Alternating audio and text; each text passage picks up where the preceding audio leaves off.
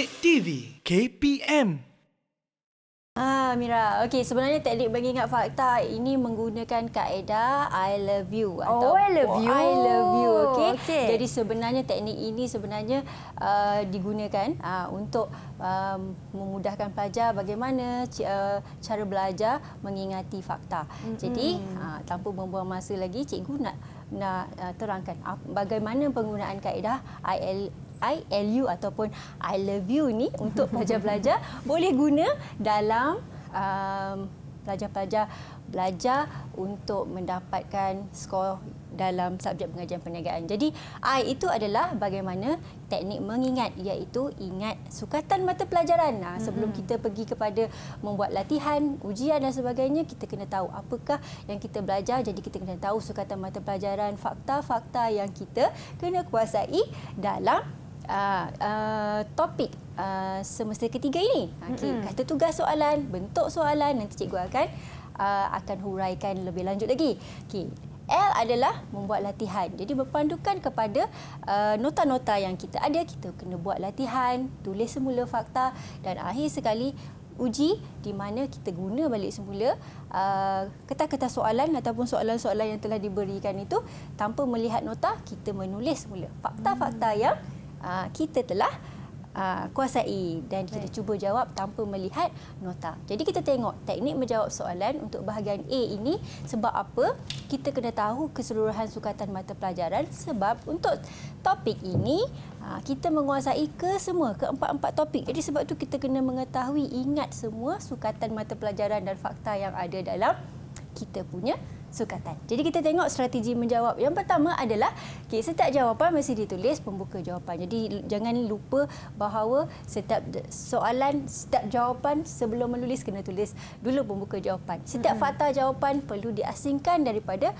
huraian. Bermakna nampakkan perbezaan mana fakta, mana huraian. Dan yang ketiga, setiap jawapan mesti mengandungi fakta, huraian dan juga contoh. Dan yang keempat, jawapan boleh ditulis dalam bentuk poin, nombor, abjad ataupun huruf. Dan yang kelima, menggariskan kata kunci dan juga kata tugas soalan.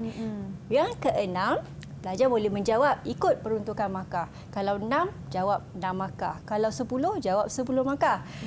Yang ketujuh, menyertakan rajah dan jadual untuk menyokong jawapan. Kalau soalan meminta melukis gambar rajah, bermakna pelajar mesti lukis gambar rajah.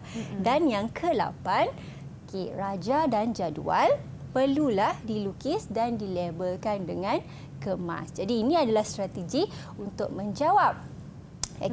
Jadi cikgu terangkan juga kepada pelajar-pelajar arah soalan yang ada dalam kertas pengajian perniagaan ini. Jadi kita ada 3 arah soalan: rendah, sederhana dan tinggi. Kalau kita lihat di sini, kata tugas soalan untuk aras rendah, nyatakan, senaraikan, berikan. Di mana elemen dalam jawapan hanyalah memberikan fakta sahaja. Untuk aras sederhana, kata tugasnya huraikan. Huraikan bermakna ada 2 elemen yang perlu ada dalam jawapan, iaitu fakta dan huraian. Atau contoh yang sesuai.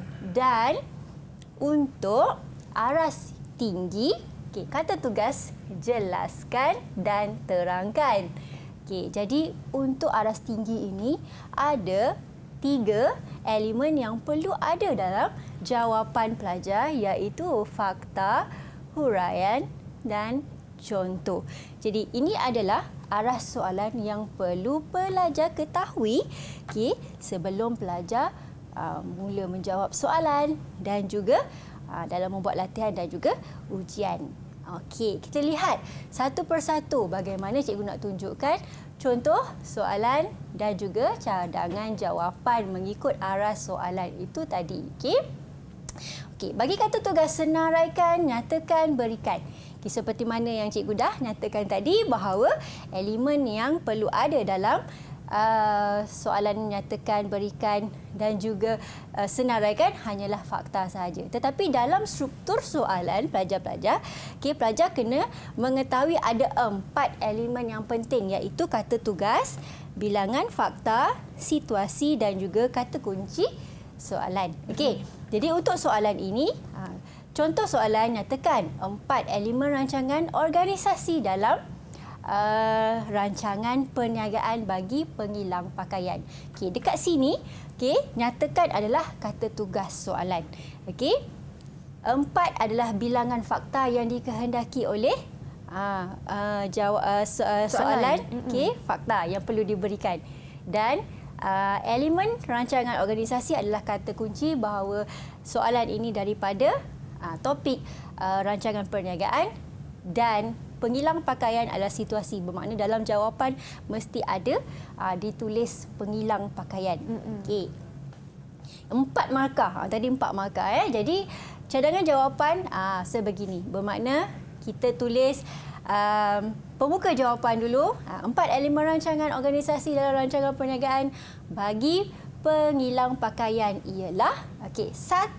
Struktur organisasi perniagaan membuat pakaian, 1 markah. Yang kedua, matlamat dan strategi organisasi membuat pakaian, 1 markah. Senarai kaki tangan pengurusan beserta gaji dan bilangan serta status, 1 markah. Dan yang keempat, senarai butiran lengkap jawatan beserta kelayakan akademik dan kemahiran, 1 markah. Jadi peruntukannya adalah 1 fakta, 1 markah. Mana-mana 4 yang pertama, tiada huraian diperlukan sebab kata tugasnya senaraikan, nyatakan dan berikan sahaja. Kita tengok kata tugas yang kedua untuk aras yang kedua yang sederhana, iaitu huraikan. Jadi kalau kita tengok soalan, huraikan 2 sumber modal formal dalam bentuk pinjaman yang boleh diperolehi oleh seorang usahawan. Makanya 4 juga. Kita tengok cadangan jawapan. Cadangan jawapan, 2 sumber modal formal dalam bentuk pinjaman yang boleh diperolehi seseorang usahawan ialah, jangan lupa pembuka jawapan. Pertama, pinjaman daripada kerajaan. 1 markah untuk fakta. Diperoleh daripada agensi kerajaan seperti MARA, Tekun, Bank SME, MECD dan lain-lain. 1 markah untuk huraian fakta pinjaman daripada kerajaan. Fakta kedua, overdraft, 1 markah.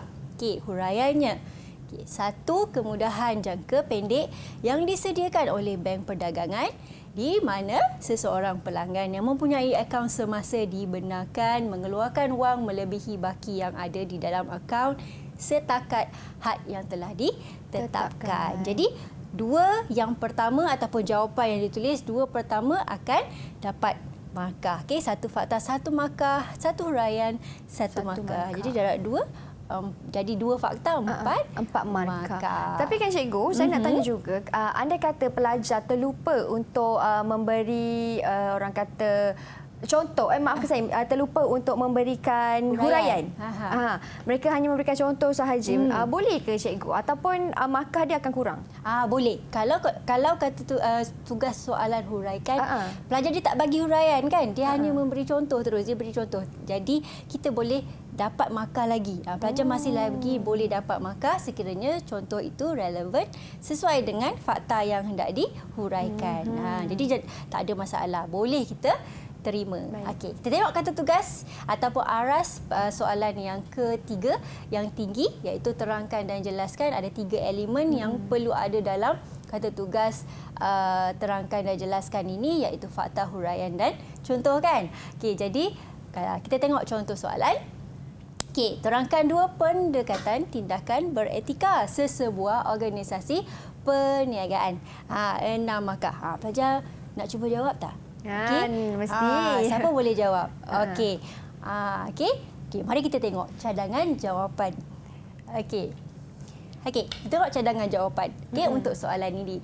2 pendekatan tindakan beretika sesebuah organisasi perniagaan ialah pendekatan keadilan, pembuatan keputusan yang berasaskan kesamarataan kepada setiap individu dalam sesuatu kelompok manusia.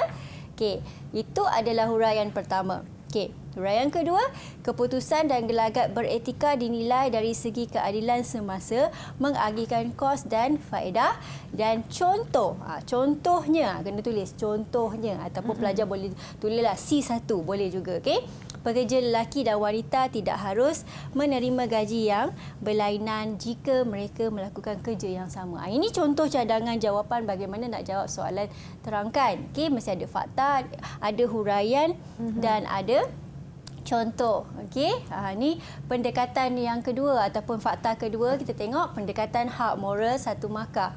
Huraiannya menggariskan bahawa setiap individu mempunyai hak asasi dan kebebasan yang tidak boleh dicabuli oleh keputusan yang dibuat seseorang individu. 1 markah. Huraian kedua, keputusan beretika adalah langkah yang terbaik diambil untuk mengekalkan hak-hak setiap individu yang terlibat. 1 markah. Dan kita bagi satu contoh, iaitu contohnya seseorang majikan perlu menghormati hak pekerja walaupun bertentangan dengan keperluan majikan untuk melihat pekerja-pekerja lebih cenderung dan lebih proaktif. Jadi kalau tengok contoh jawapan ini, bermakna huraian contoh, untuk ini 6 markah, bermakna huraian ni 1 dah cukup sebab ada 2 fakta kan. Jadi 2 huraian dan 2 contoh. Jadi ini cikgu bagi ekstra lah huraian. Cuma cikgu nak tunjukkan bahawa ayat huraian itu mestilah ayat yang lengkap. Tak boleh ditulis atau pendek-pendek ataupun tidak sampai maksudnya. Jadi huraian itu mestilah lengkap. Okey, kita tengok satu lagi. Cikgu nak tunjukkan soalan contoh perbezaan. Contoh perbezaan, ini soalan contoh untuk soalan perbezaan. Berikan perbezaan antara perniagaan dengan usahawan dari aspek matlamat dan skala perniagaan. 4 markah. Okey, macam mana nak jawab soalan perbezaan ni pelajar-pelajar? Okey. Jadi yang penting yang perlu ada dalam soalan perbezaan adalah aspek itu yang perlu ditulis oleh pelajar. Jangan lupa aspek itu, kerana bila perbezaan kita nak melihat apakah yang kita bezakan, aspek apa ataupun dimensi apa. Okey, untuk contoh jawapan soalan ini tadi, jadi dia minta perbezaan peniaga dengan usahawan dari aspek matlamat dan juga skala perniagaan. Jadi dia dah berikan dalam soalan apakah aspek yang nak dibezakan. Jadi kita nak bezakan yang pertama sekali daripada segi matlamat, iaitu usahawan mementingkan keuntungan di samping mengutamakan sumbangan dan khidmat kepada masyarakat dan negara. Okey, peniaga pula daripada segi perbezaan matlamatnya untuk mendapatkan keuntungan bagi menyara diri sendiri dan keluarga serta mengamalkan falsafah cukup makan, tanpa mengambil kira sumbangan kepada masyarakat dan negara. Itu perbezaan yang pertama. Perbezaan yang kedua, kita nak lihat daripada skala perniagaan, di mana usahawan di peringkat awal hanya berskala kecil tetapi sentiasa mencari peluang untuk mengembangkan perniagaan. Skala kepada yang lebih besar. Jadi mengembangkan perniagaan ini. Dan untuk peniaga berskala kecil dan kurang berupaya untuk mengembangkan perniagaan. 1 markah. Jadi untuk soalan perbezaan, 1, 2, 3, 4. Jadi 4 markah. Untuk soalan perbezaan. Begitu juga kalau soalan perbandingan. Perbandingan dan perbezaan lebih kuranglah dia punya cara menjawab soalan. Jadi yang penting adalah aspek dimensi yang perlu yang perlu ditekankanlah di situ. Ditekankan di situ. Didik TV KPM